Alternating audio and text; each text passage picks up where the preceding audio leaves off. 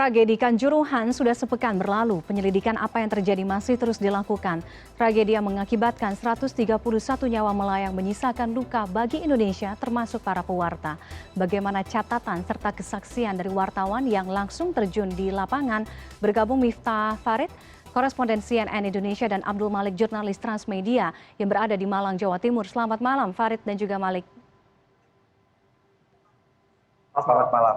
Selamat malam, terima kasih sudah bergabung dengan Connected malam hari ini. Saya akan ke Malik terlebih dahulu. Malik, Anda adalah jurnalis pertama CNN Indonesia yang langsung melakukan peliputan beberapa saat setelah tragedi Kanjuruhan itu terjadi. Berikan kepada kami gambaran ketika situasi itu pertama kali Anda lihat, apa yang terjadi, bagaimana gambaran situasi di sana? Ya, memang saya melakukan peliputan itu sejak sore hari ya, sekitar saya berangkat ke Kanjuruhan itu mulai pukul 17 sore.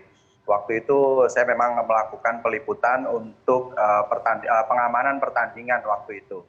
Jadi saya sempat sore hari sempat mengambil gambar bahwa memang ada upaya-upaya untuk melakukan pengamanan, diantaranya merazia barang-barang yang dibawa oleh supporter. Artinya para supporter ini ke dalam lapangan sudah diperiksa agar mereka tidak membawa barang-barang berbahaya ke dalam stadion di mana Arema melawan Persebaya saat itu yang bertanding. Dan setelah peluit babak kedua usai itu memang pemain Arema itu berkumpul di tengah lapangan begitu untuk meminta maaf kepada para Aremania bahwa mereka belum bisa memberikan hasil positif seperti yang diinginkan oleh Aremania. Dan ketika mereka meminta maaf kepada Aremania, mereka justru mendapat support dari para Aremania ini. Mereka datang ke dalam lapangan, memeluk dan memberikan support. Bahkan pelukan itu cukup lama terjadi antara pemain Arema dan Aremania selaku pendukungnya. Dan beberapa juga pemain memberikan jersey mereka kepada kepada Aremania ini. Dan terakhir ketika kiper Aremania hendak dimintai jersey dan juga dipeluk oleh para Aremania ini, kemudian ofisial dan panpel meminta seluruh pemain ini masuk ke dalam ruang ganti melalui pintu tengah atau pintu utama seperti itu. Nah, ketika pemain ini masuk, Aremania ini kemungkinan ingin mengantarkan mereka sampai ke pintu itu. Namun di tengah atau di pintu itu sudah berjajar pihak keamanan untuk menghalau Aremania ini. Sehingga mungkin ada crash di situ ya. Yang saya lihat ada crash di situ, kemudian Aremania ini dipukul mundur seperti itu. Dan melihat kondisi seperti itu, akhirnya beberapa Aremania atau ribuan Aremania yang berada di tribun ini turun ke lapangan. Saya kurang tahu persis apa yang dibicarakan di dalam, karena saya waktu itu ada di tribun media, di tribun tengah, di tribun media untuk melakukan peliputan. Dan ketika ada crash dan dipukul mundur ini, tidak ada himbauan dari pihak keamanan. Sebenarnya kan di situ ada pengeras suara ya, ada pengeras suara yang biasa digunakan panpel untuk mengumumkan nama-nama pemain, mengumumkan siapa yang mencetak gol di situ. Dan ketika Aremania turun ini tidak dilakukan himbauan sama sekali. Tiba-tiba pihak keamanan kemudian menembakkan gas air mata baik ke lapangan maupun ke arah tribun seperti itu. Yang notabene beberapa di tribun ini Aremania belum turun ke lapangan atau belum masuk ke lapangan seperti itu. Oke. Dan ada juga pentolan-pentolan Aremania yang di pinggir itu menghalau rekan-rekannya, meminta untuk kembali ke tribun. Dan ini juga mungkin disalahartikan oleh pihak keamanan, bahkan yang ikut menghalau teman-temannya ini juga dipukul mundur atau disuruh ke tribun seperti itu. Oke, artinya tidak sempat ada komunikasi yang berjalan dengan baik antara aparat yang ada di sana dengan Aremania, sehingga dalam beberapa saat tiba-tiba itu semua terjadi, Aremania dipukul mundur, kemudian polisi menembakkan gas air mata, begitu, Malik? Setahu saya begitu. Saya tidak mendengar adanya himbauan baik dari panitia pelaksana maupun dari pihak keamanan untuk menghimbau Aremania ini agar tidak masuk ke dalam stadion. Setelah dipukul mundur, beberapa saat langsung ditembakkan gas air mata. Setelah satu atau dua kali tembakan gas air mata seperti itu, di tribun VIP atau di tribun media ini sudah terasa efeknya. Dan ketika saya mulai terasa, kemudian saya akhirnya juga ikut menyelamatkan diri masuk ke media center agar tidak terlampau terasa ya efek dari gas air mata itu. Oke, berarti Malik, Begitu, Anda dan juga rekan-rekan wartawan, media yang melakukan peliputan juga terkena imbas gas air mata. Berapa jarak dari tempat media atau wartawan mengambil gambar, melakukan peliputan dengan tribun tempat gas air mata itu ditembakkan? Mungkin sekitar 20 sampai 25 meter antara kan itu tribunnya melingkar kan. Setahu saya gas itu ditembakkan ke tribun selatan yang pertama, kemudian ke tribun tengah, di bawah papan skor itu baru ke tribun utara. Jadi melingkar itu semuanya ada ke semua arah. Di tribun VIP atau di tribun media ini sebenarnya tidak ada tembakan gas air mata, namun efek dari gas air mata itu cukup terasa juga di tribun media itu. Oke, baik. Malik, saya akan ke Miftah, ke Farid. Farid, Anda juga ditugaskan oleh CNN untuk melakukan peliputan dan Anda tiba esok harinya, betul ya, Farid? Oke, apa yang Anda lihat pasca tragedi Kanjuruhan ini yang terjadi? Ketika Anda pertama kali sampai di stadion, apa yang Anda rasakan, apa yang Anda amati di sana, bagaimana situasinya? Ya, memang saya ditugaskan ketika itu subuh hari saya sudah ditelepon oleh Kepala Biro untuk segera berangkat ke Malang. Ini sejak awal sebelum saya berangkat saya sedikit was-was ya, karena pertama beberapa tahun yang lalu saya punya liputan panjang in-depth news reporting tentang konflik kerusuhan atau konflik permusuhan antar supporter yang juga menyangkut bonek, menyangkut juga Aremania, yang beberapa di antara supporter-supporter ini tidak begitu suka dengan liputan ini, meskipun banyak yang di antaranya meletakkan liputan ini sebagaimana intinya produk jurnalistik ya. Ada pesan damai di sana.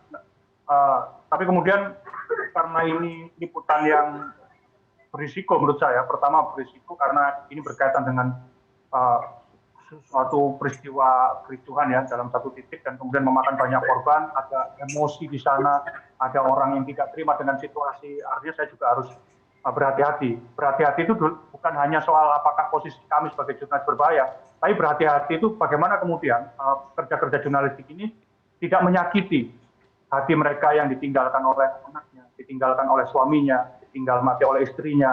Saya pikir kita harus sangat berhati-hati karena penuh dengan empati ketika kita harus berinteraksi dengan para korban.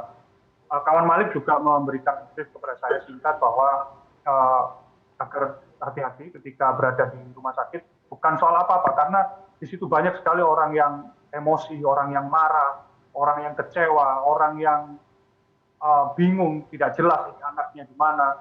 Ada banyak sekali situasi yang kemudian membuat saya memang harus hati-hati. Sekali lagi hati-hati ini bukan soal apakah posisi saya berbahaya, bukan. Tapi berhati-hati bagaimana kemudian membuat para keluarga korban yang bingung ini, para keluarga korban yang bersedih ini, yang panik ini, yang pilu ini, itu setidaknya tidak terganggu ketika saya berada di antara mereka. Karena tentu saja bahwa saya ditugaskan sebagai seorang jurnalis, berita ini, informasi ini harus saya sampaikan kepada masyarakat secara luas, sehingga apa yang terjadi di Kanjuruhan itu bisa dipahami secara lengkap dari semua sisi, termasuk juga terutama ya sisi para korban, sisi para penyintas, kemudian sisi keluarga, dan meskipun ada banyak orang di sana, ada banyak sekali keluarga yang mencari keluarga mereka di rumah sakit itu. Tidak semua kemudian harus bisa kita wawancarai, tidak semua kemudian bisa kita dekati. tentu saya juga harus membuat diri saya sebagai jurnalis dan juga manusia, memberikan jarak pada mereka supaya ketika mereka berduka, mereka memiliki ruang yang luas untuk bisa melampiaskan kedukaannya. Memberikan jarak buat mereka ketika mereka masih dalam kondisi bingung ketika mencari keluarga mereka yang belum ditemukan.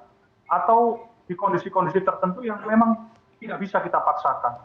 Sehingga untuk memilih narasumber pun saya harus benar-benar selektif, mana yang bisa saya wawancarai, mana yang bisa saya dekati.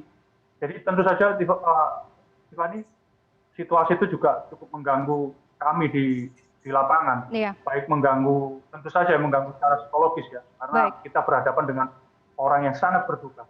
Baik, Farid, tadi seperti yang Anda sampaikan, Anda berangkat ketika ditugaskan melakukan peliputan di Kanjuruhan dengan rasa was-was, cemas, dan penuh dengan kehati-hatian.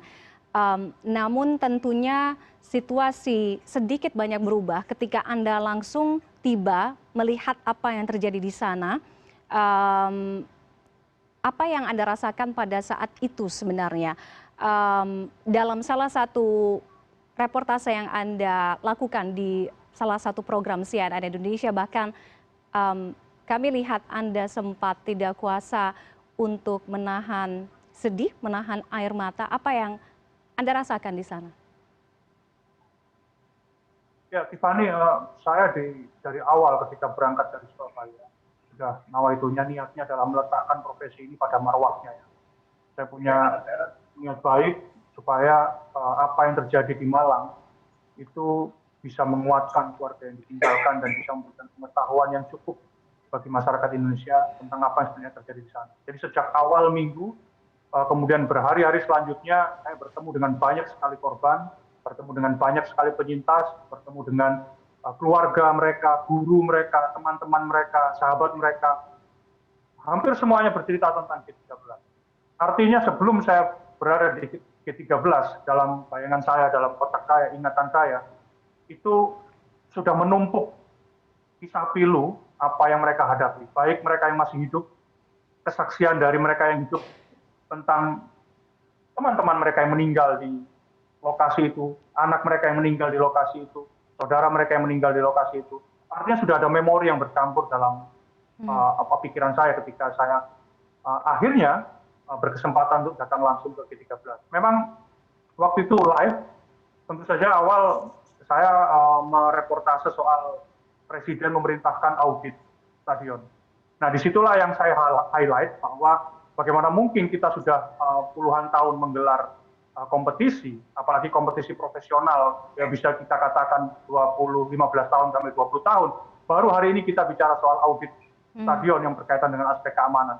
Memang ada, kalau secara manusia, saya memang ada sedikit kejengkelan ya. Kemudian hari ini harus menunggu 131 orang meninggal, baru kita bicara soal stadion. Nah, kemudian kamera beranjak untuk menunjukkan, ini loh G13. Ada banyak sekali bunga, ada banyak sekali ucapan duka, ada banyak sekali manusia di sana yang mendoakan mereka yang meninggal di sana. Mungkin di antara mereka ada yang selamat dan kemudian datang untuk mengingat kembali mereka yang meninggal. Nah, Tiffany, di sana kemudian saya merasa bahwa apa yang saya lalui beberapa hari yang lalu, kemudian datang langsung ke lokasi. Nah, kemudian memori yang sudah tertanam di kepala saya membuncah ya. Jadi saya memang benar-benar nggak bisa menahan betul bahwa puncak kesedihan itu sudah didaki oleh keluarga, oleh mereka yang ditinggalkan. Mereka sudah berada di puncak kesedihan itu. Kami sebagai jurnalis hanya mengais-ngais sebenarnya, mengais-ngais informasi, kemudian informasi itu memiliki impresi yang sedih, pilu, dan kemudian kita merekam dalam otak. Tapi tentu saja sebagai manusia saya tidak bisa menahan apa yang mereka rasakan ketika saya berhadapan langsung dengan lokasi, dengan titik di mana maut itu merenggut banyak sekali nyawa. Dan tentu saja ya apa yang saya alami itu sebenarnya tidak ada apa-apanya. Betul. Dengan kesedihan yang dialami oleh keluarga atau siapapun yang ditinggalkan. Iya, Farid. Kita kembali ke Malik. Malik, penyelidikan terkait dengan apa yang terjadi di Kanjuruhan 1 pekan lalu masih terus dilakukan. Tapi kita tidak hanya berbicara mengenai gas air mata.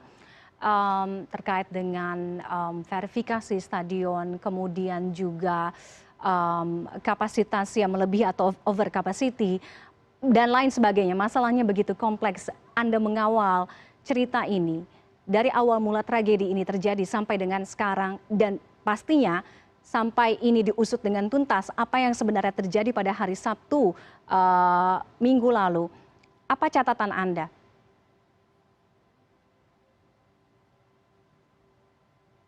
Ya,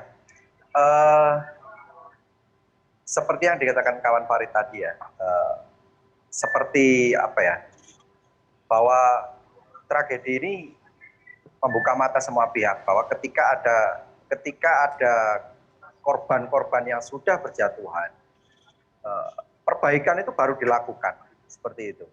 Jadi tidak ada langkah pencegahan, tidak ada langkah-langkah untuk mengantisipasi hal-hal seperti ini. Seperti yang dikatakan tadi juga oleh kawan Farid bahwa ini sesuatu yang tidak sepadan seperti itu. Bahwa untuk perbaikan seperti ini itu harus ada 130 lebih nyawa orang yang dikorbankan. Dan kenapa? Ini satu hal kecil. Bagi saya ini hal-hal kecil. Tentang audit stadion, tentang penyelidikan seperti itu, audit manajemen sepak bola. Apalagi kita ngomong secara luas ya, secara bernegara dan lain-lain. Butuh berapa nyawa lagi untuk memperbaiki hal-hal seperti itu. Dan ini pihak-pihak ini seakan nyawa kawan-kawan, saudara-saudara Aremania, saudara-saudara Aremanita ini mereka anggap ini seperti hal yang lumrah dan murah seperti itu. Hanya untuk membayar audit pengelolaan sepak bola saja sampai seperti itu, apalagi untuk perbaikan-perbaikan yang lain. Itu catatan saya. Dari tragedi ini yang menjadi catatan saya itu terkait peristiwa saat itu juga yang saya lihat ya, ketika saya ikut menggotong saudara yang Aremania yang sudah meninggal waktu itu, saya kira itu mereka sampai saat ini saya mengira dia masih pingsan karena saya sempat mencari petugas medis, saya sempat mencari alat bantu oksigen darurat seperti yang bisa digunakan. Ini tidak ada sama sekali di stadion. Artinya fasilitas-fasilitas yang seharusnya menempel dalam keadaan darurat, menempel dalam kondisi-kondisi yang seperti itu tidak disediakan. Hal sekecil itu saja panitia, baik panitia pelaksana maupun keamanan itu lalai maupun mungkin abai juga ya mereka, karena menganggap hal ini adalah hal yang biasa. Dan kita lihat bahwa akibatnya adalah fatal. 130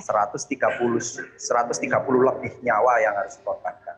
Oke, artinya Anda juga langsung melihat pada saat kejadian ketika banyak Aremania atau orang-orang di sana yang terluka, tidak ada penanganan secara cepat, bahkan untuk fasilitas medis pun tidak begitu baik disiapkan oleh pihak pengelola, begitu ya?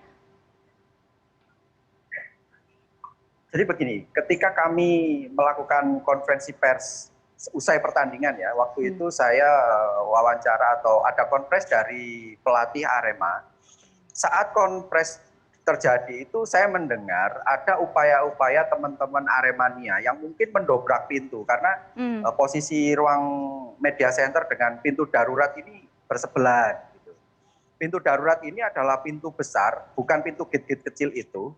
Pintu darurat ini adalah pintu besar yang biasa digunakan keluar masuk mobil, baik mobil ambulan, damkar, water cannon, dan lain-lain. Saat itu saya dengar ada upaya untuk mendobrak itu. Dan ini kemungkinan tidak berhasil karena keesokan harinya pun ketika saya kembali ke dalam stadion, pintu itu masih terkunci. Ada 3 gembok yang masih terpasang di situ. Artinya saat kondisi chaos seperti itu, pintu darurat tidak difungsikan. Hanya mengandalkan gate-gate kecil dari gate 1 sampai gate 14 seperti itu. Padahal ini kondisi sudah darurat, chaos dan lain-lain. Pintu darurat di situ ada 2 dan itu tidak dibuka semuanya. Tidak ada yang dibuka. Setelah press conference selesai, saya kira itu korban sudah tidak ada. ternyata ketika saya masuk ke dalam lapangan, melihat di Tribun Selatan itu masih ada orang atau masih banyak korban-korban yang bergelimpangan di dalam tribun itu. Akhirnya saya dan kawan-kawan jurnalis lain berinisiatif untuk ikut menggotong atau membopong korban yang masih tergeletak begitu ke untuk dievakuasi. Dan ketika sampai di depan media center itu, saya letakkan dulu dan saya berkeliling mencari petugas medis maupun alat bantu medis yang bisa digunakan. Tapi saya tidak menemukan sama sekali. Saya sudah berkeliling di pintu utama, di beberapa ruang ganti, menuju ruang ganti, itu tidak ada petugas medis sama sekali. Tidak ada petugas medis dan tidak ada alat bantu oksigen yang digunakan, yang bisa digunakan untuk kondisi darurat seperti itu. Akhirnya kami pun berinisiatif untuk membawa korban ini keluar stadion. Ternyata di luar pun kondisi itu crowded, tidak ada ambulan. Tidak ada kendaraan untuk mengevakuasi para korban seperti itu.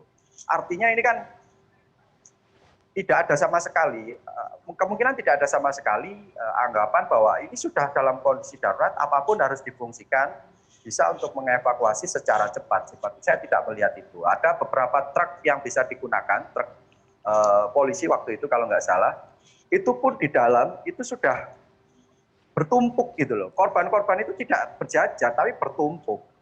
Artinya sudah kekurangan atau tidak ada mobil yang bisa difungsikan untuk mengevakuasi para korban waktu itu. Baik. Semoga dan memang semestinya kesaksian seperti ini bisa dapat membantu penyelidikan untuk mengusut apa yang sebenarnya terjadi di Kanjuruhan pada Sabtu dua pekan lalu. Kita akan tunggu bagaimana penyelidikan terkait tragedi di Kanjuruhan dan juga tentunya rekan-rekan jurnalis CNN Indonesia, Anda Malik dan juga Miftah dan juga yang lainnya masih akan terus mengawal bagaimana penyelidikan dari tragedi ini ke depannya. Terima kasih Miftah Farid, koresponden CNN Indonesia dari Surabaya, Jawa Timur dan juga Abdul Malik, jurnalis Transmedia atas informasi dari Anda di Malang, Jawa Timur. Selamat malam rekan-rekan. Sehat selalu. Selamat malam. Terima kasih, Tiffany.